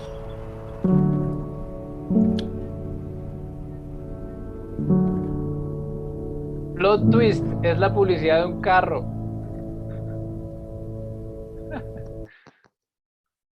Ese es el plot twist, es la publicidad de un carro. ¿Quién se lo había imaginado? No se lo habían imaginado. Pero claro, hay espatos y espatos precisamente porque lo que están llamando es las emociones. A mí todavía me pasa que veo este comercial y al final siempre se me aguan los ojos un poquito, es como el perrito, es como la historia del perrito con la persona, como toda su vida en retrospectiva, y pues uno instantáneamente se ve interpelado por eso, ¿no? También hay un pequeño ethos ahí, ¿no? Porque uno siente identificación. ¿Cuántos no hemos tenido una mascota y un perro y sabemos eso que se siente, etcétera? Bueno, una pequeña clave acá, ¿no? Es que ninguno de los mensajes que vimos es uno solo de los conceptos retóricos de Aristóteles, ¿no? Tienen un poco de todos. Lo que pasa es que casi siempre sobresale uno más, ¿sí? Entonces, bueno. Vamos a ver uno último. Y ustedes me dicen qué ven ahí.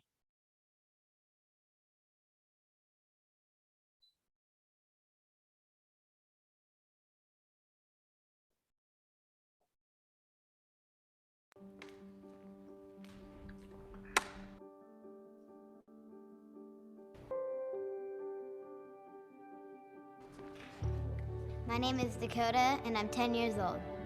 Show me what it looks like to run like a girl. Throw like a girl.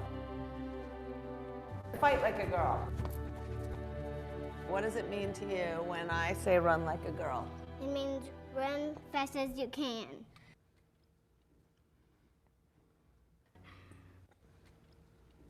So when they're in that vulnerable time between 10 and 12, how do you think it affects them when somebody uses like a girl as an insult? I think it definitely drops their self-confidence and really puts them down, because during that time they're already trying to figure themselves out, and when somebody says you hit like a girl, it's like, well, what does that mean? Because they think they're a strong person. It's kind of like telling them that they're weak and they're not as good as them.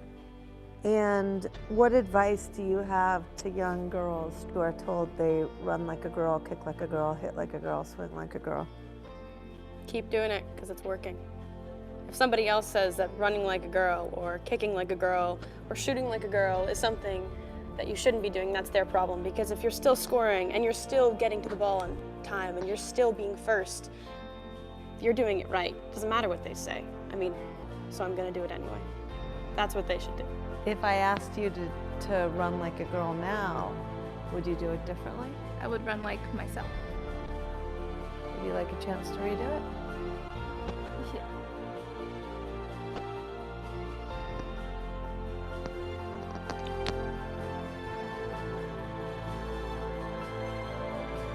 Why can't run like a girl also mean win the race?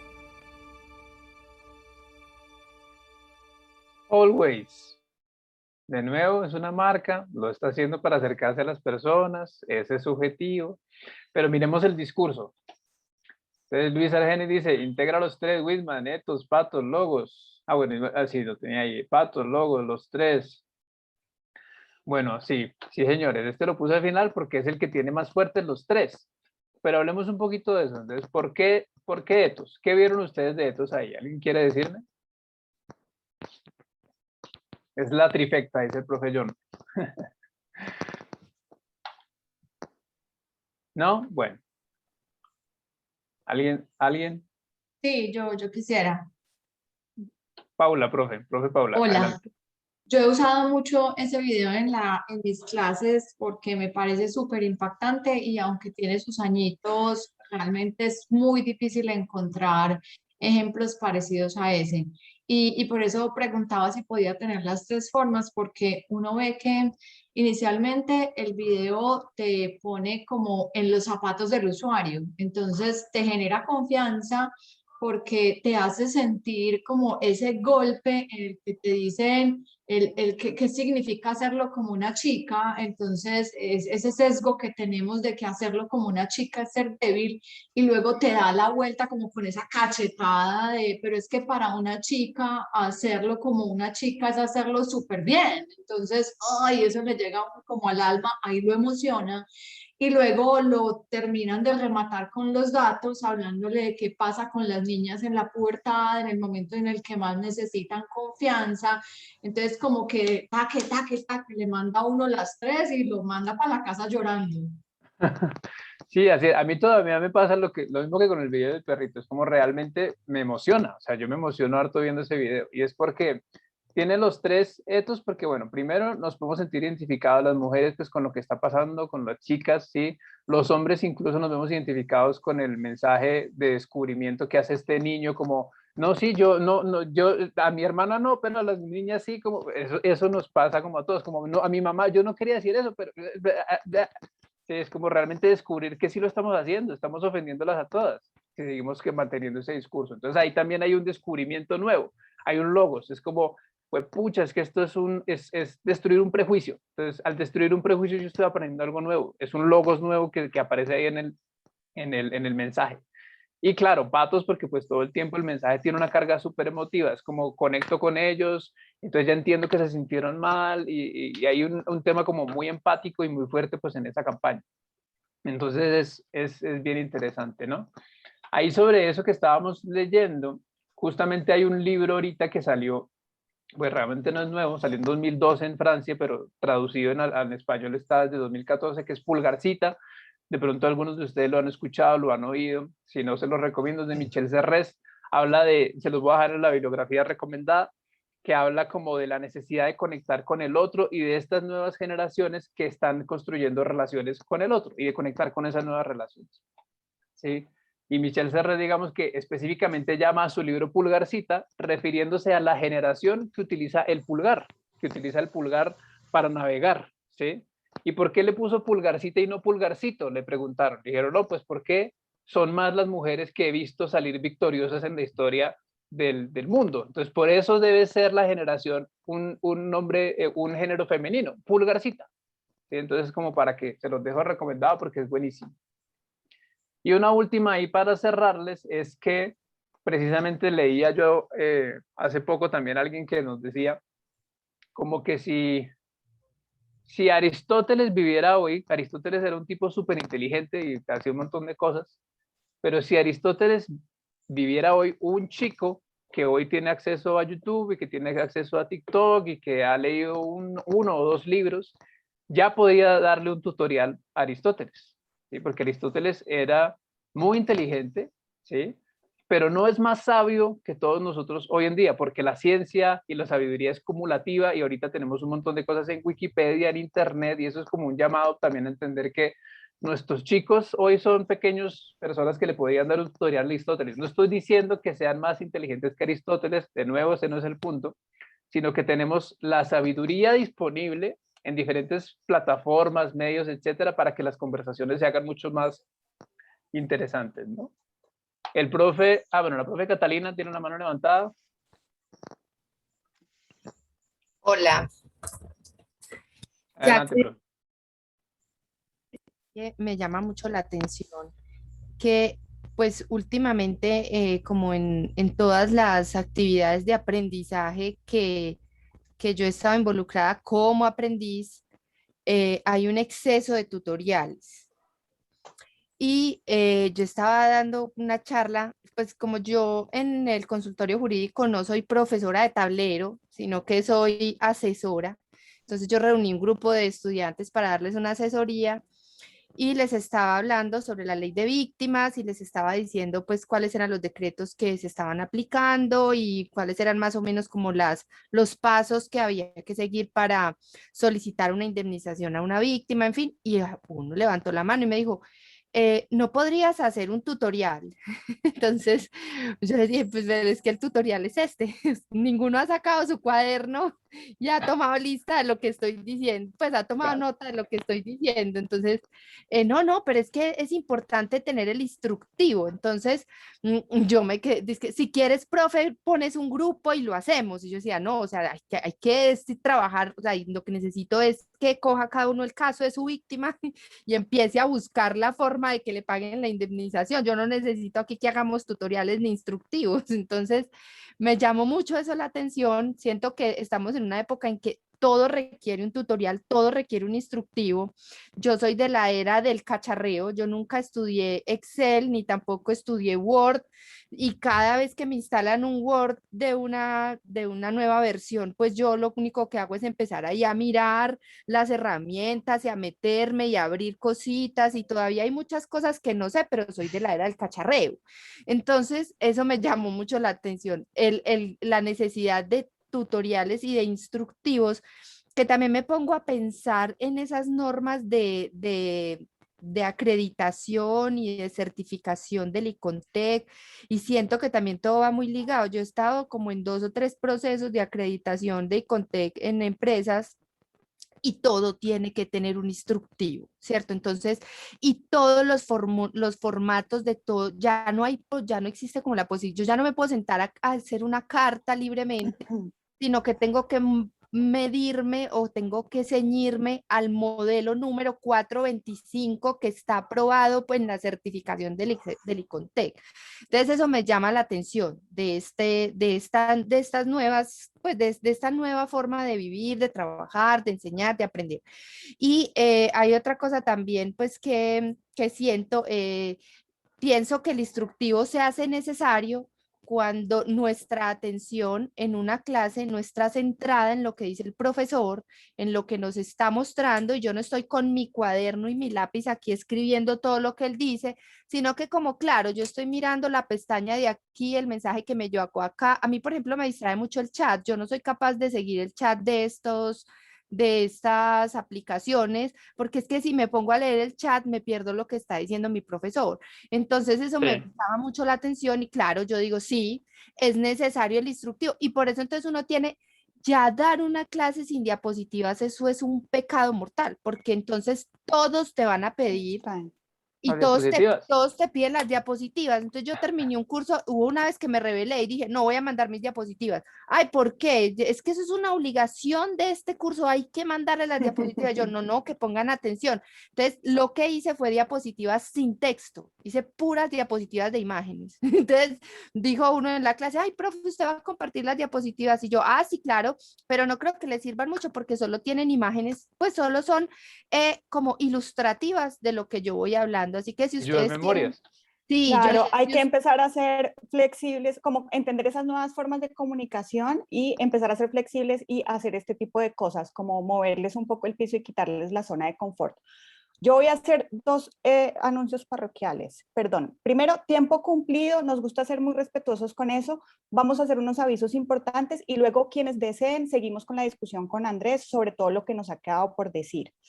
Entonces, los avisos parroquiales son muchas gracias. Mañana, día de taller.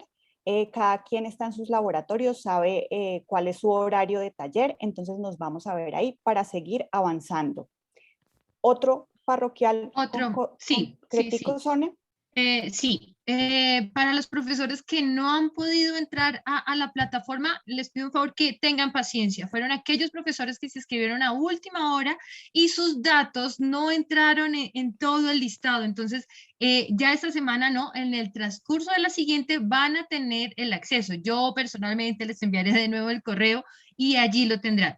A cada profesor, como estamos de la UPB y de la bolivariana, de la javeriana y la bolivariana, los accesos son diferentes. Voy a copiar en el chat el acceso para los profesores de la javeriana y la información que son para ellos. ¿Cómo entran? Entran por ese URL y entran con su usuario común y corriente. Para los profesores de la Universidad Bolivariana, esta información les cuento que las tiene cada uno en su primer correo que envié y allí está todos los datos. Aquí, para los de la bolivariana, el acceso es usuario, es muy diferente, no es igual al de la javeriana, tiene un usuario y tiene una contraseña. Entonces, y allí puse algo muy diferente para que lo sepan. Pepito Pérez, Pepito Andrés, ella, y la contraseña que es prácticamente para todos. Entonces, tengan paciencia los que no han podido entrar a la plataforma.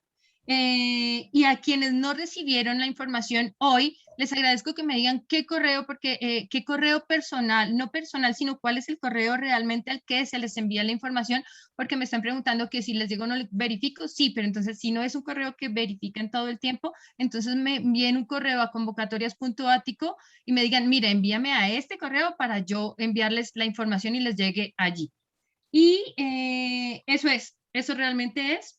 Y los profesores que no asistieron, no se preocupen, yo ahorita me encargo de enviarles a cada uno, no llegaste, entonces aquí están las propuestas y les diré a qué grupos pueden entrar porque ya están algunos que están copados. Entonces no se preocupen que en el transcurso del día enviaré la información pertinente y ya tienen el enlace de mañana. Eso es. No sé si tienen alguna duda, inquietud, reclamo, queja, al correo igual convocatorias.atico y allí les respondo. Listo, Sonia, muchas gracias. Yo, pues, como les dije, quienes deseen quedarse, vamos a seguir un rato la conversación con Andrés. Veo unas manos levantadas para que Andrés pueda ahí moderar y dar la palabra. Sí, yo quería decir una cosa ahí con algo que estaba diciendo la profe Cata, y es precisamente, espérense que ahora esto se me movió.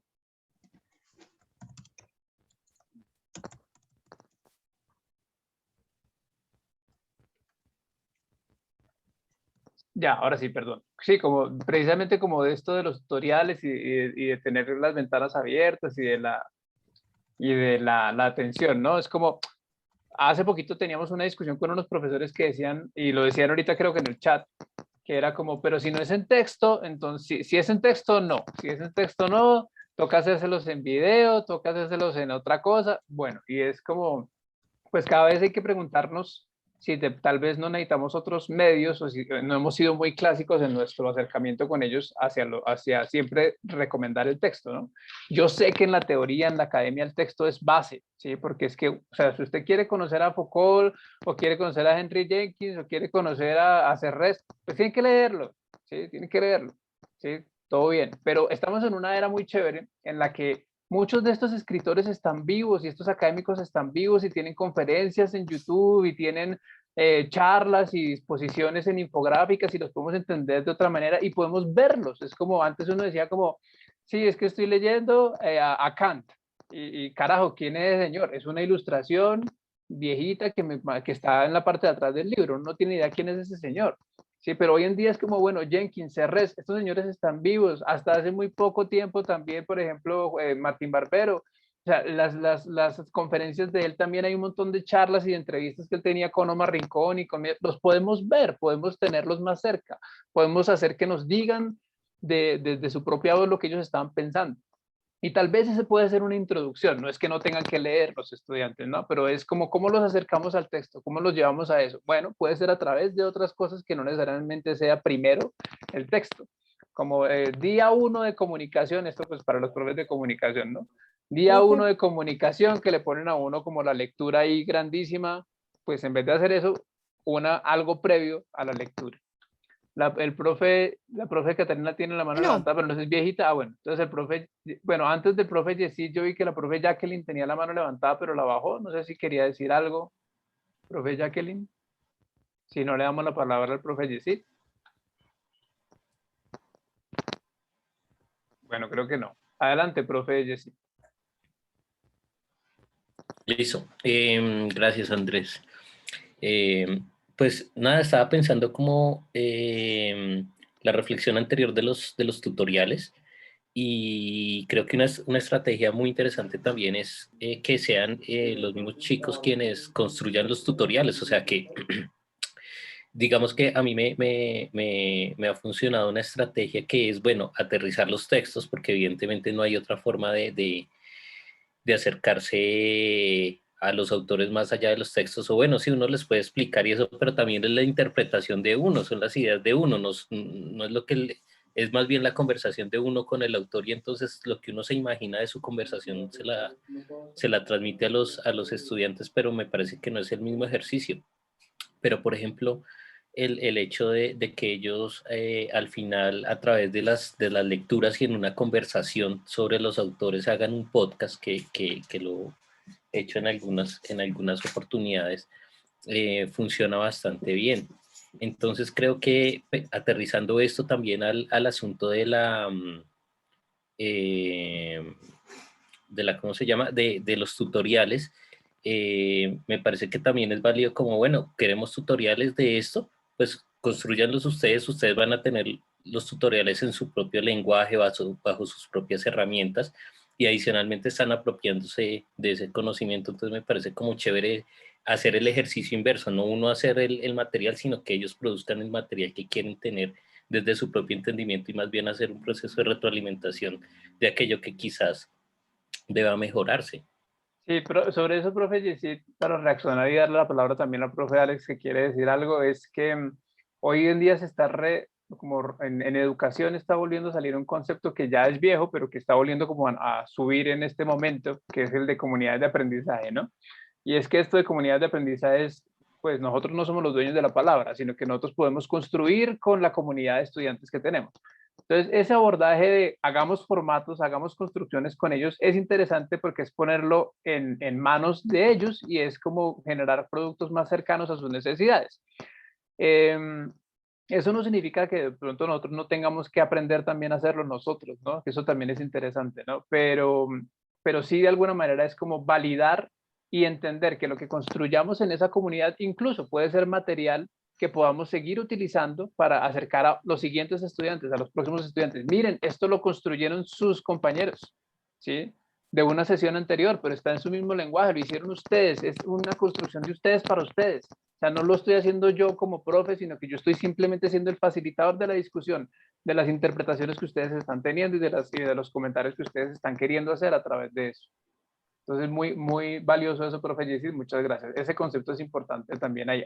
Otra cosita ahí de cuña, que también lo dijo Lisette, creo que en el taller de ayer, es que si quieren leer también de autogestión, hay una teoría que es bastante punky, de hecho ese es el nombre, es EduPunk, que es EduPunk, como el y el EduPunk es, yo me enseño a mí mismo, y eso también es algo que está pasando hoy en día mucho y que nos pone como a discutir el rol del profesor, ¿no? Es como cada vez hay más personas que se están acercando a la educación a través de, no necesariamente del texto, sino del video, del tutorial, de sí la lectura del texto, pero tal vez de otra manera, no sé, como de diferentes formas para hacerse, no necesariamente un profesional, pero sí una persona que quiere saber de algo y experta en algo, que no tiene un título, pero que se autoenseñó.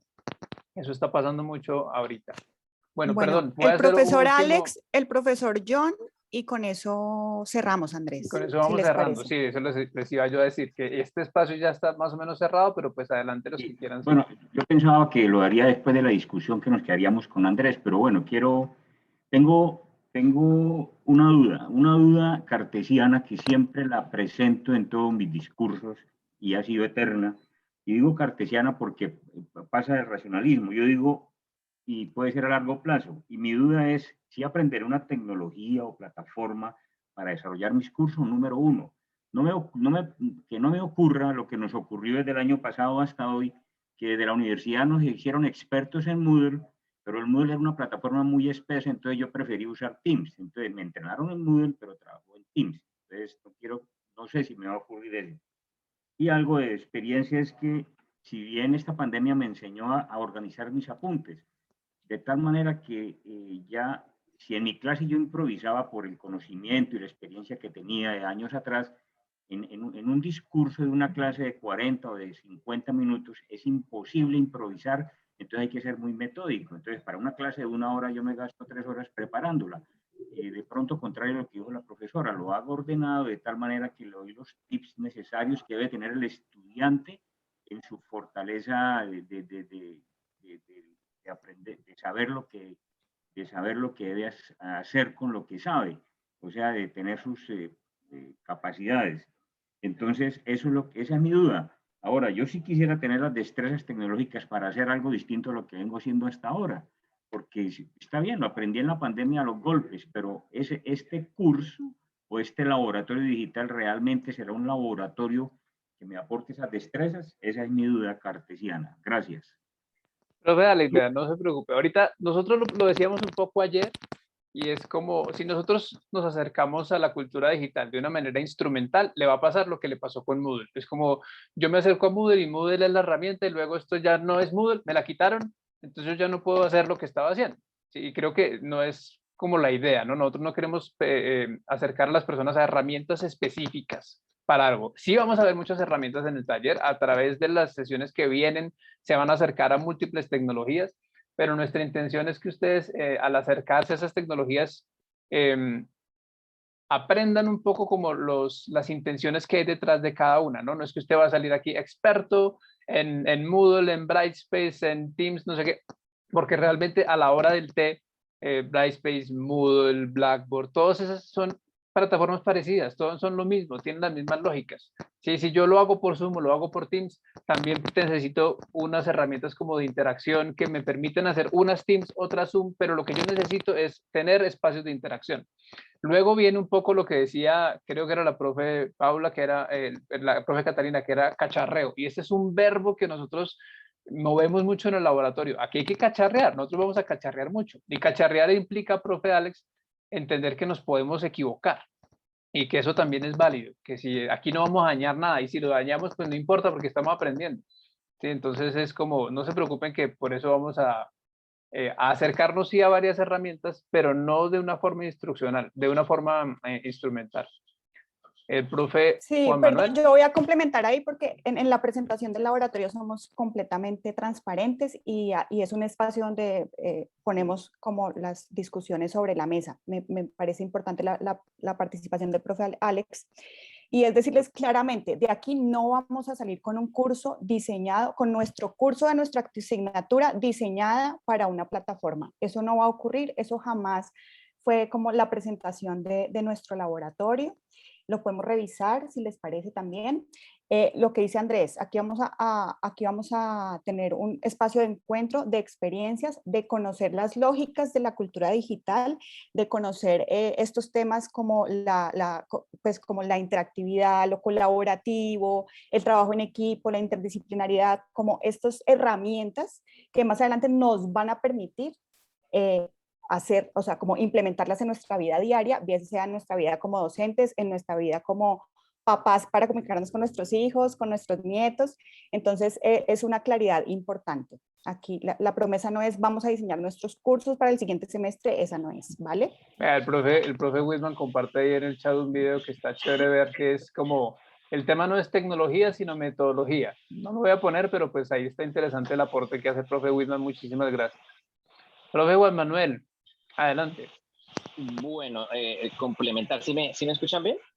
Sí, señor.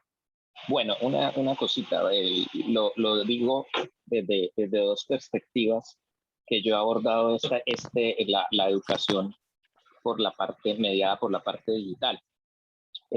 Yo tengo formación en educación virtual y learning de la Huerta de Cataluña, y siempre cuando yo entré, que yo la cursé hace más de 10 años, siempre nos había mostrado el rol de que existían 3 personajes inmersos en un proceso educativo mediado por tecnología, que era un experto técnico y un experto pedagógico.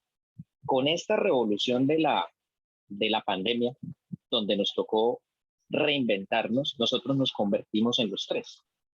Y a eso también habría que incorporarle, apelando a algunas concesiones. Nosotros a veces nos quejamos, especialmente, por ejemplo, yo trabajo hacia formación de ingenieros, y a veces el ingeniero quiere como el paso 1, échele el paso 2, revuélvalo 3 minutos y sale ya, o sea, quiere como la receta de cocina que yo escribí ahí. Pero a veces nosotros también tenemos en nuestro discurso la receta de cocina, ¿sí? Y a veces nosotros en un semestre cogemos un grupo y con esta metodología y con estas diapositivas y con estos ejercicios funcionó muy bien, y yo lo replico al siguiente semestre, y muchas veces cuando se tienen pues poblaciones grandes que dividen los grupos, con un grupo me funciona y otro no.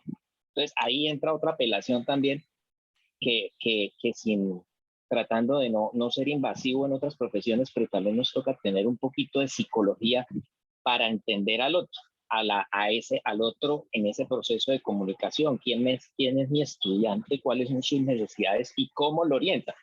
Entonces, a partir de eso es un proceso largo de tener como muchas soluciones. Yo lo veo así, como si yo a partir de ciertas, de la experiencia que me da la docencia, pues si el grupo se comporta de esta manera, pues tengo aquí una herramienta y la coloco acá. Pero para el siguiente curso o para el siguiente corte, pues me tocó fue esta. Sí, igual se transmite el conocimiento, pero se construye, o sea, es una reinvención. Eso de las cosas interesantes de la docencia es eso, que no somos un libro que se escribió y se guardó en la biblioteca y yo lo saqué y cuando lo consulto sé que en la página 450 encuentro siempre lo mismo, sino nosotros también nos debemos reinventar. Y es importante, porque me parece muy importante, y por eso quise abordar este taller del discurso. Porque si nosotros aprendemos a construir el discurso, somos capaces de llegar con todas ese conocimiento que todos tenemos y toda esa experticia que tenemos hacia lograr el éxito en la comunicación, que puede ser en ingeniería, que puede ser en ciencias sociales, que puede ser en ciencias humanas, y vamos a lograr que el estudiante se interese y que al final él mismo, con ese cacharreo que nosotros hacemos, también lo invitemos a ellos a cacharrear. A eso que, por ejemplo, decía el profe Héctor, que muchos hacemos, que usted está viendo televentas y por el otro lado está buscando, diga, esa cosa sí sirve. ¿Será que está más barata? También generarle esa curiosidad. Yo creo que lo más importante que nosotros tenemos que hacer es generarle la curiosidad al estudiante. Cambiamos de trasfondo porque ya no, el conocimiento ya no está en una biblioteca. El conocimiento ya está detrás de una pantalla. Es sencillamente generarle la curiosidad. Muchas gracias. Gracias, profe. Sobre eso que está diciendo también, una pequeña reacción es que yo creo que la era convergente precisamente ha hecho que eso pase, ¿no? Yo, digamos, de profesión soy comunicador y en mis primeros años ejercí mucho como periodista. Entonces, una de los oficios que primero se enfrentó como ese tema de la convergencia fue el periodista, porque realmente antes decían, como su merced los tenía diferenciados, como el técnico, el experto, no sé qué, el periodista como era el reportero de la calle, el periodista de especiales, el fotoreportero, los diagramadores, el área, digamos, de impresos, era todo como diferentes. Y luego teníamos como un pequeño espacio en el que teníamos a los reporteros digitales cuando empezaron a nacer y todos los del impreso o los de los medios tradicionales en el caso de la televisión o la radio. Y eran aparte, eran redacciones separadas. Y luego de un momento para otro, ¡purrún! Eso se volvió una sola cosa. Entonces ahora lo que les contaba ahorita al principio, los que venían de escribir para la prensa, les tuvieron que enseñar a hipervincular y hacer videos y ahora hacer podcast, porque es que si no hipervinculan los textos en internet, pues solo texto es aburridorcísimo y nadie lo va a leer, ¿sí? Entonces hay un montón de lógicas que empiezan a cambiar. Es entender que la cultura digital viene con eso, viene con esta necesidad de integrar múltiples disciplinas, múltiples plataformas. Por eso aquí también nos interesa el diálogo multidisciplinar, ¿no? Porque uno aquí encuentra, a veces se ve interpelado por lo que está diciendo el ingeniero, lo que dice el comunicador, lo que dice el arquitecto, lo que dice el odontólogo, lo que dice, porque todos tienen formas de ver desde el conocimiento muy específicas, pero que a la hora de converger son muy importantes a la hora de ejercer la cultura digital. Entonces, muchas gracias, profe, por eso que nos comparten. Bueno, con eso estaríamos cerrando entonces, si no tienen más manitos levantadas antes. Igual muchísimas gracias pues, por el tiempo extra que se quedaron. Mañana nos vemos entonces en el taller. Cualquier cosa recuerda de nadie en el correo y todo lo que hablamos hoy y algunos de los extras que yo les dije, les tengo una bibliografía bien extensa ahí para los que les gusta leer, porque los textos son lo más. Se los voy a dejar ahí en la presentación como un código QR, entonces lo pueden encontrar y lo pueden descargar. Muchísimas gracias a todos, profes, y nos seguimos leyendo y charlando. Ha sido muy interesante leerlos también en el chat. Muchas gracias por Hasta luego, profe. Gracias, Andrés. Hasta luego, gracias. Hasta luego, gracias. Luego, muchas gracias. Hasta luego. Gracias. Gracias para todos. Andrés, ¿tú puedes Gracias. mandarlo por el chat de la bibliografía? La bibliografía, sí. No se preocupen porque es que la bibliografía como es larguita, o sea, son varios textos, entonces les voy a dejar en el curso, pero también dentro del curso van a estar la bibliografía como expuesta, ¿sí? Pero eso no lo puedo hacer, digamos, en la plataforma, no los puedo poner ahí los libros, ¿sí? Pero lo que sí puedo hacer es mandarles un vínculo en el que yo tengo mi colección de libros digitales que se pueden descargar. Yo los dejo que se los descarguen, no pasa nada. Ahí también va a estar como un código dentro de la presentación. Entonces, cuando ya lleguemos allá, igual vamos a tener harto tiempo para seguir charlando de aquí hasta que se acabe el laboratorio. Les compartiré todo lo que ustedes me piden. Gracias. Gracias, Andrés. Listo. Bueno, Muchas un abrazo. Gracias. Gracias. Nos vemos mañana. Gracias. Feliz tarde para todos. Feliz tarde. Feliz tarde.